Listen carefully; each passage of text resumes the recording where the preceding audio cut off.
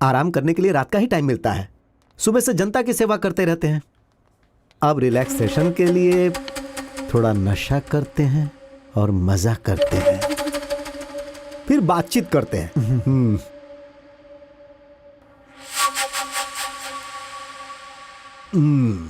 बताओ क्या बात है भाई? सर, वो कंस्ट्रक्शन का कॉन्ट्रैक्ट हमारे लिए कंफर्म कर दीजिए ना। पता चला कि एलएमडी वाले भी उसी पे ट्राई कर रहे हैं। थोड़ा इंतजार करो सर। मैं सोच कर बताता हूँ। सुनिए, आपका फोन है। सर मैं अभी आया सर। सुनो मारुति राव, अब मैं तुम लोगों के साथ यहां बैठकर पी रहा हूं भाई, तो समझ लो वो कॉन्ट्रैक्ट तुम्हारा ही हो गया। लेकिन इसमें हमारा क्या फायदा होगा? क्या चाहिए सर? सर, पिछले कई दिनों से जब भी मैं उसे देखता हूं ना तो पागल हो जाता हूं यार। कहीं भी जाता हूं ना तो वही याद आती है। और जानते हो, जब बीबी के पास रहता हूं ना तब भी वही याद आती है। सुनो, इधर आओ। एक छोटा मोटा कॉन्ट्रैक्ट लेकर कितने साल तक तुम जियोगे? उसको मेरे लिए सेट करो और हम तुम्हारी लाइफ सेट करेंगे।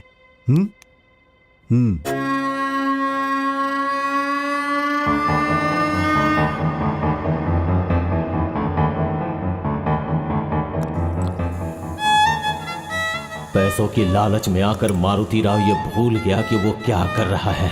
एमएलए की बातों को मानकर उसने मेरे माँ बाप के ड्रिंक्स में नशे की गोली मिला दी और वो मारुति राव उस एमएलए को मेरी माँ के साथ सुला दिया। अपने इन्हीं आंखों से मैंने अपनी माँ को उस हाल में देखा है। मेरे पिता इस बात को बर्दाश्त नहीं कर पाए और उन्हें दिल का दौरा पड़ गया। लेकिन मेरा क्या हाल होगा ये सोचकर मेरी माँ जिंदा रही।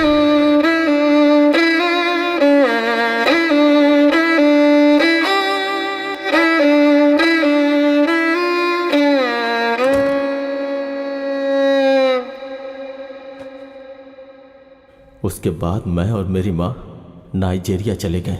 वहाँ मेरे मामा रहते थे और उन्हीं के पास जाके हम लोग शिफ्ट हो गए। मैंने वहीं पढ़ाई लिखाई की, बड़ा हुआ, बदला पूरा कर सकूं इसलिए पैसे कमाए। साथ साथ मेरा गुस्सा भी बढ़ता गया और वही गुस्सा मुझे इंडिया खींच लाया। आते ही उस एमएलए को मारने के बारे में सोचा, लेकिन उसकी किस्मत अच्छी थी, 4 साल पहले ही मर चुका था वो। उसके बाद मारुति राव और उसकी बीवी को मरवाकर एक्सीडेंट का रूप दे दिया। उसके बाद उसके परिवार के सारे लोगों को मारने के बारे में सोचा। तभी मेरी नजर उसकी बेटी के ऊपर पड़ी। लेकिन उसे देख के मेरे दिल में थोड़ा प्यार पैदा हो गया और उसकी इंक्वायरी करने के लिए मैंने पीटर को भेजा। पता चला कि वो तुझसे प्यार करती है। ये सुन के मुझे उसके ऊपर और भी गुस्सा आ गया। उसे मारूंगा तो तू रास्ते में आएगा, इसलिए मैंने फेडर को बुला के 10 करोड़ में तेरे हाथों उसे ही मरवा डाला। उसे मारने के लिए 10 करोड़ की डील। मेरा काम खत्म हो गया। फिर भी मैं यहाँ क्यों हूँ ऐसा सोच रहे हो क्या? उसके नाम पे हजारों करोड़ की जायदाद है। वो क्लेम होने तक 3 महीने का समय लगेगा बस, और 15 दिनों में वो पूरा होने वाला है। लेकिन तू बीच में आ गया। उसे मार के मैंने गलती की क्या? बताना शिवा। उसने मेरी जिंदगी बर्बाद कर दी।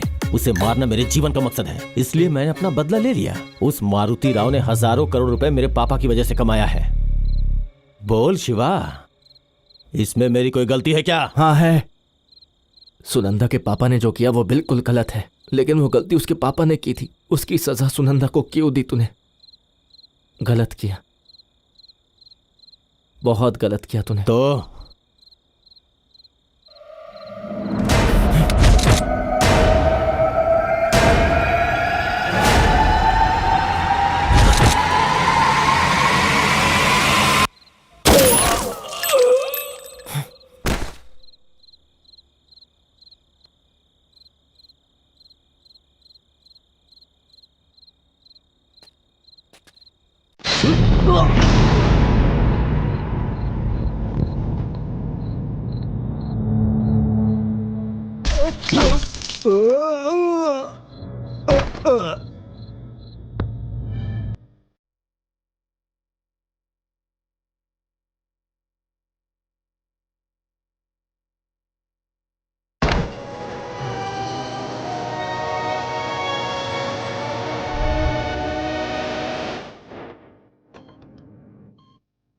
Shiva,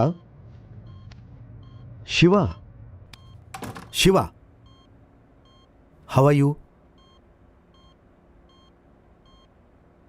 good sir.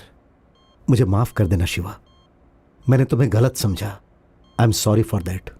तुमने खून नहीं किया है, यह बात सुनंदा ने मुझे बताई। मगर सुनंदा कैसे बोलेगी? मेरी सोनू मर चुकी है सर। शिवा, तुम्हें एक बात बतानी है। यह मेरा हॉस्पिटल है, यहां की सारी प्रॉपर्टी मेरी है, और इसके साथ और 4-5 हॉस्पिटल्स हैं मेरे। 3 अमेरिका में, 1 हैदराबाद, हैदराबाद से अमेरिका, अमेरिका से हैदराबाद। यह हॉस्पिटल संभालने में ही मेरा सारा वक्त निकल जाता है। मैंने बहुत कमाया, लाखों करोड़ों रुपए कमाए मैंने, लेकिन भगवान ने हमारे साथ ही अन्याय किया, मेरी बेटी के साथ। वो मेरी इकलौती बेटी है। जब जब मैं उसे देखता हूं तब तब मुझे नर्क जैसा महसूस होता है। बेटा, दुनिया के हर एक माँ बाप अपने बच्चों की शरारत, मस्ती, प्यार देखना चाहते हैं, लेकिन भगवान ने मुझे वो नसीब में नहीं दिया। मैंने अपने इन हाथों से कई तरह की बीमारी ठीक की, लेकिन मेरी बेटी की बीमारी ऐसी है कि मैं उसे ठीक नहीं कर पा रहा, और इसीलिए मैं अंदर ही अंदर घुटते रहता हूं। बेटा, इतना नाम और संपत्ति होने के बाद भी मैं अपनी बेटी के लिए कुछ नहीं कर पा रहा हूं। जब जब मैं उसे देखता हूं तो हमेशा सोचता हूं कि मैंने जरूर किसी जन्म में कोई पाप किया था जिसकी सजा मेरी बेटी को मिल रही है। मेरी बेटी को बचपन से ही मेंटल डिसऑर्डर है।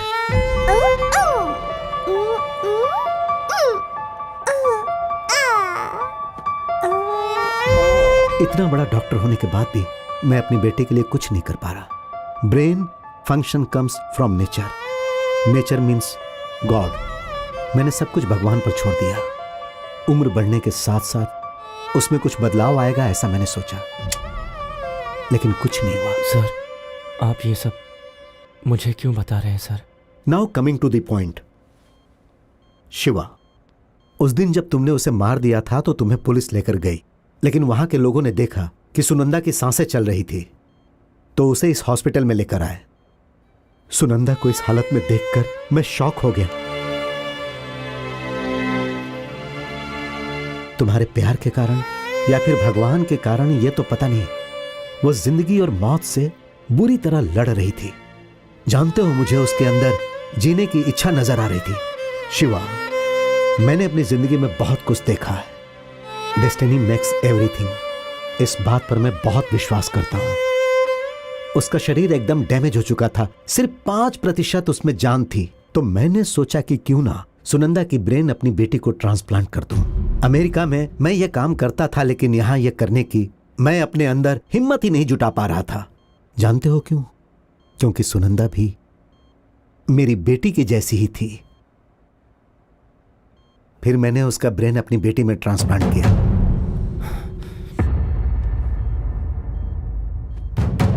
ऑफ कोर्स, इस काम में काफी एक्सपर्ट डॉक्टर्स ने मेरी सहायता की, और इस ट्रांसप्लांटेशन के बाद रेस्ट लेना बहुत जरूरी होता है। सब कुछ ठीक हो जाने के बाद मेरी बेटी मेरे साथ रहेगी ऐसा सोचा था,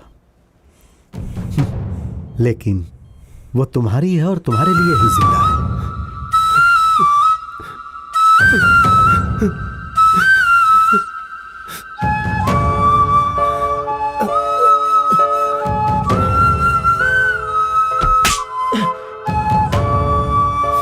एक्सक्यूज मी, मैं भी आपके साथ चलूंगी।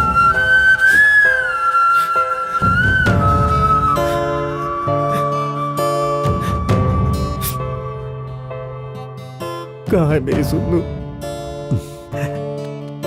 आओ।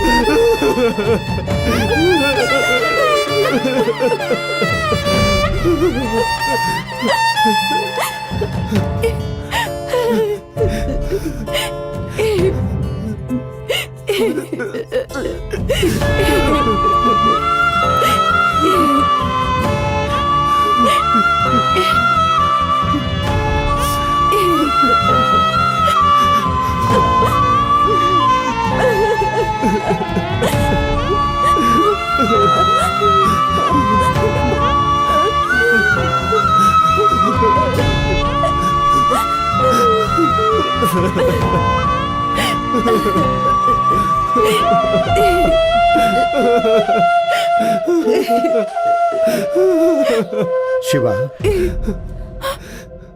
कमिश्नर मेरा दोस्त है, मैं सारी बातें उन्हें बता दूंगा, तुम चिंता मत करो। अब आज से मेरी मानविता तुम्हारी सुनंदा है। अब तुम लोग खुशी खुशी अपनी जिंदगी गुजारो। All the best.